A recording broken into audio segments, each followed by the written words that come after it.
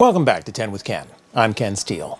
We're starting our third season of this webcast with my 10th annual look back at the year in review, 2016 in 6 words.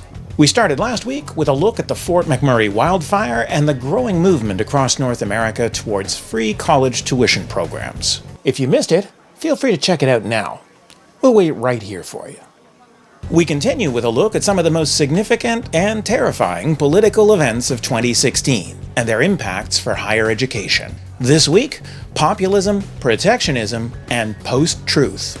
Let's take 10 and take stock.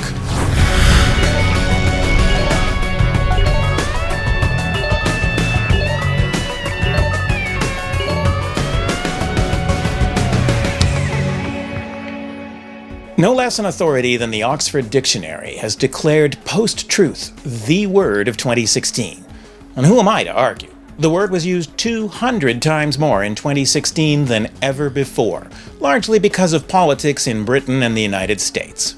Thanks to social media, 24-hour news channels, deliberate misinformation, and a shrinking fifth estate, it would seem many people no longer know what to believe. Intelligence agencies concluded that Russians hacked the email servers of the Democratic National Congress. Hundreds of people working in Russian troll farms created 7,000 fake social media profiles as a form of cyber warfare to spread misinformation against political opponents in the US and Europe.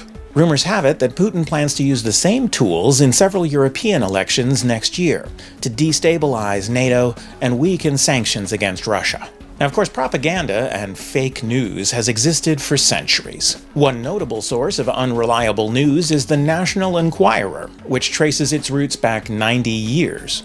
70 years ago, George Orwell described a dystopian future in his novel 1984, in which the Ministry of Truth rewrites history and deletes inconvenient facts. Orwell was only out by 3 decades with his prediction. In 2016, we saw a global surge in anti-intellectualism, an open distrust of scientific facts and academic elites. Michael Gove, Britain's Justice Secretary and formerly Education Secretary, took aim at experts in particular. I'm asking the British public to take back control of our destiny from those organisations which are distant, unaccountable, elitist, and don't have their own interests at heart. Absolutely. I think the people in this country have had enough of experts with organisations from acronyms. The people of this country have had enough of experts. From organisations with acronyms saying that they know what is best and getting it consistently wrong. Because these people... Widespread support for Brexit, Rob Ford, Donald Trump, and Bodie McBoatface demonstrates the public sentiment in spades. Elites are resented, intellectuals mocked, and globalization distrusted. Universities will be a popular target in a post-truth world. They're often perceived as elitist, globally minded, politically correct communities of the intelligentsia.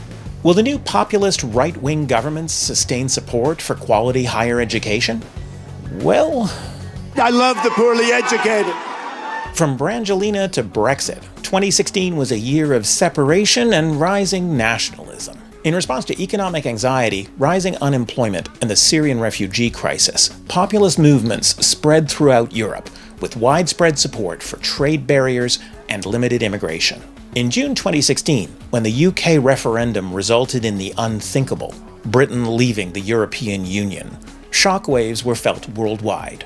Hate crimes against minorities and foreigners in the UK reportedly rose 41% after the vote. The Canadian dollar had its largest single-day drop in 6 years. The UK's 103 universities calculated that Brexit would cost them £3.7 billion and about 34,000 jobs due to reduced student enrolments from Europe and lost European research funding.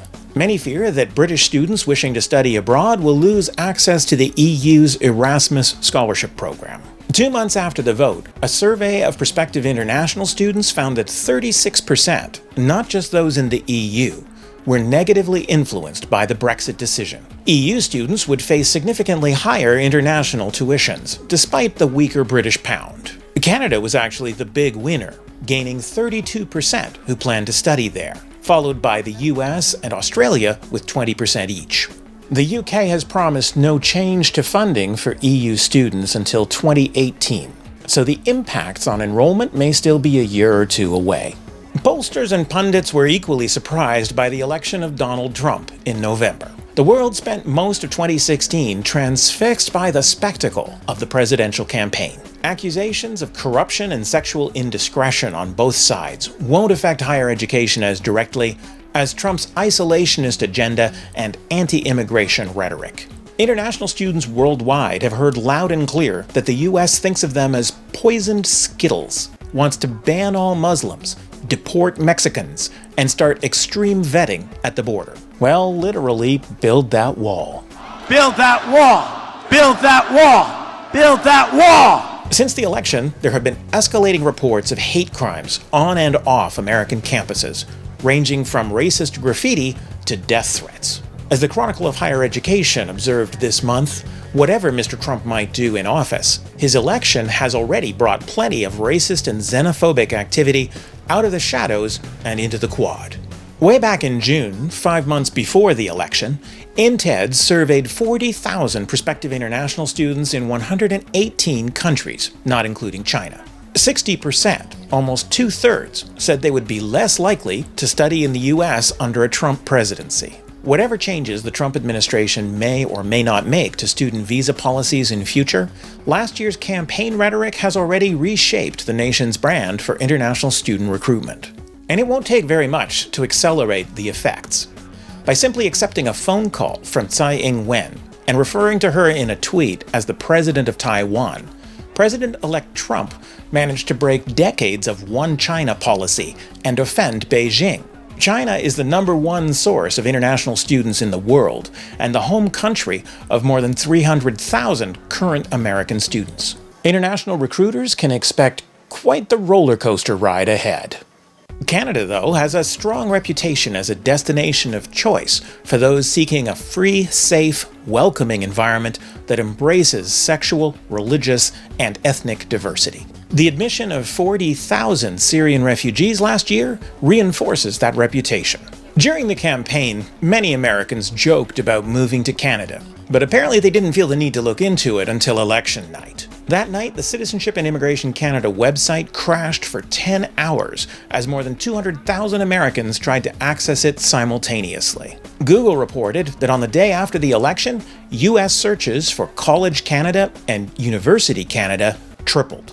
Since November, Canadian institutions have reported a significant upswing in interest from the US. The day after the election, the University of Toronto saw almost 10,000 Americans visit their Future Students webpage. The Universities of Ottawa and Calgary reported that American hits on their websites tripled. The University of Saskatchewan saw 5 times the traffic. Vice Media published a tongue-in-cheek guide to Canadian universities for American students fleeing Trump.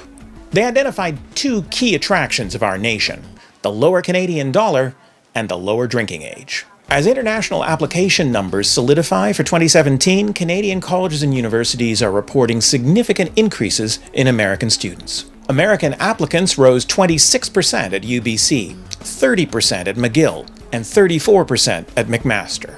They rose 50% at Bishop's, 70% at the University of Toronto, and 100% or more at Algonquin College and the University of Calgary.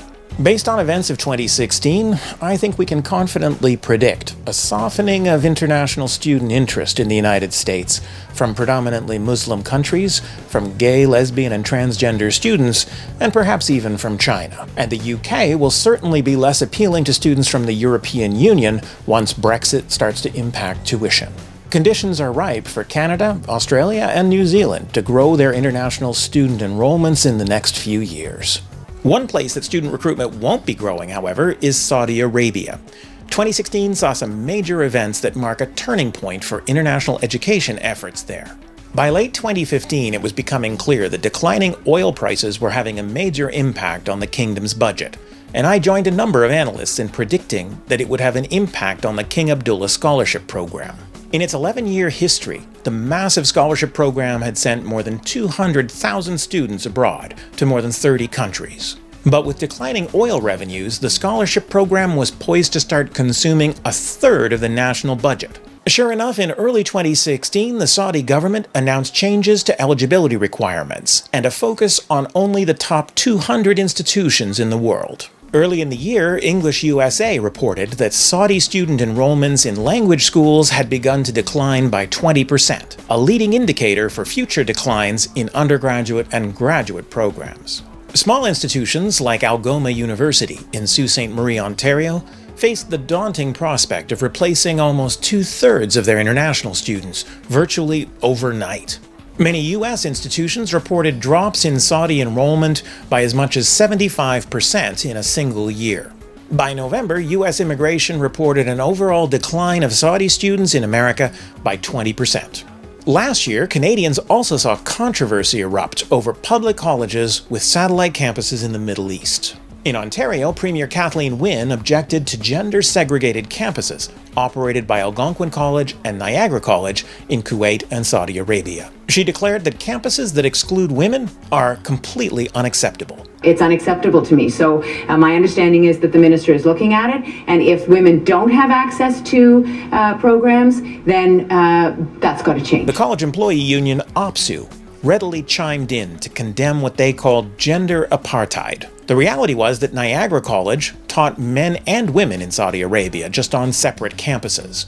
Algonquin College had bid, but unsuccessfully, on a women's college campus. Aside from the political fallout, though, Algonquin College's Middle East campus was plagued with financial difficulties, despite optimistic projections that they would generate millions in profit. Instead, they lost about $1.5 million, in part because the kingdom negotiated tough contracts that would see Algonquin paid only for students who maintained 80% attendance. Many of the students reportedly had language deficits, and as much as 90% of the first class dropped out. As a result, Algonquin was only being paid for a small fraction of the enrolled students. Last August, Algonquin announced they would be withdrawing from the Saudi campus. Both as a source of government-funded international students and as a lucrative location for satellite campuses, Saudi Arabia became considerably less attractive to international higher education in 2016. So that's part 2 of 10 with Ken's annual Year in Review. 2016 also marked the nadir of fortunes for American for-profit colleges and universities. They have faced intensifying regulation and prosecution for years now, have lost significant enrollments, and several major chains have declared bankruptcy. But with the election of Donald Trump, 2016 also marks a turning point for the for-profits. Next time, we'll focus on the fortunes of for-profits in part 3 of 2016 in 6 words. To be sure you don't miss it, take a moment now to subscribe on the platform of your choice. You can watch this webcast on YouTube, iTunes, Vimeo, Dailymotion, Facebook, Tumblr, or by RSS feed. If you prefer just to listen, we now also release 10 with Ken as an audio podcast on iTunes, Google Play, SoundCloud, TuneIn, and Stitcher Radio. You can find links to all these platforms and an email subscription form too on the Eduvation website. Thanks so much for taking 10 with me. We'll see you next time. 10 with Ken is a production of Eduvation Inc., copyright 2017. I'm available for conference keynotes, campus PD events, board retreats, and committee workshops, in person or now virtually too. For more information, please visit www.eduvation.guru or 10withken.com. If you missed it, feel free to check it out now. We'll rate right here. Accusations of corruption and sexual something indiscretion. Close. Accusations of corruption and sexual discretion. No. Rumors have it that Putin plans to say the. No, it's not vodka. Will the new right wing pop?